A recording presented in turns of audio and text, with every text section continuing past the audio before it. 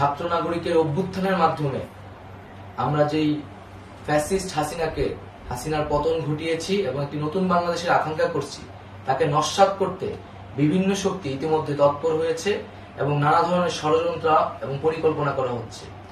আমরা মুক্তিগামী ছাত্র জনতার পক্ষ থেকে স্পষ্টভাবে বলতে চাচ্ছি যে এই বাংলাদেশকে ফ্যাসিবাদী রেজিম থেকে মুক্ত করার জন্য এবং একটি নতুন বাংলাদেশ, জনগণের বাংলাদেশ প্রতিষ্ঠার জন্য সকল ধরনের ষড়যন্ত্রকে নস্যাৎ করার জন্য, প্রতিহত করার জন্য বাংলাদেশের ছাত্র জনতা কিন্তু সদা প্রস্তুত রয়েছে।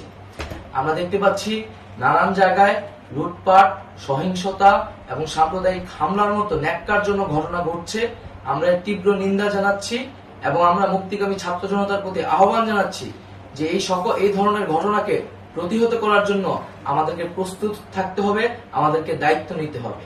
কেউ যাতে এই আন্দোলনকে নস্যাৎ করার জন্য এই ধরনের ঘটনা ঘটানোর সুযোগ না পায়, সেদিকে আমাদের সদা সতর্ক থাকতে হবে।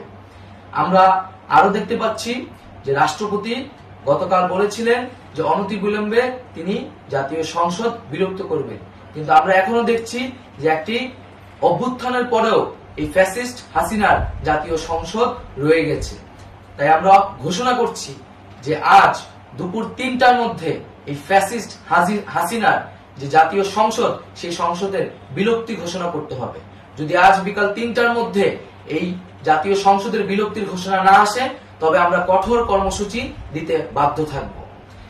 এছাড়া বন্ধুগণ, সবার জন্য আমরা জানাচ্ছি যে আমাদের যে অন্তর্বর্তীকালীন সরকারের কথা আমরা বলেছি, সেই সরকারের প্রধান উপদেষ্টার নাম আমরা ইতিমধ্যে ঘোষণা করেছি এবং এই সরকারের অন্যান্য উপদেষ্টা সহ সামগ্রিক রূপরেখা আমাদের প্রস্তুত রয়েছে। আমরা খুব শীঘ্রই সেই রূপরেখাটি জাতির সামনে উপস্থাপন করব। আমরা বাংলাদেশে স্থিতিশীলতা চাচ্ছি, সমাজে ন্যায় বিচার চাচ্ছি, সেজন্য কার্যকর পদক্ষেপ নিতে হবে এবং তার প্রথম পদক্ষেপটি হতে হবে এই জাতীয় সংসদ ভেঙে দেওয়া। এবং সবার প্রতি আহ্বান থাকবে, আপনারা শান্তিপূর্ণভাবে অবস্থান রাখুন, শান্তিপূর্ণভাবে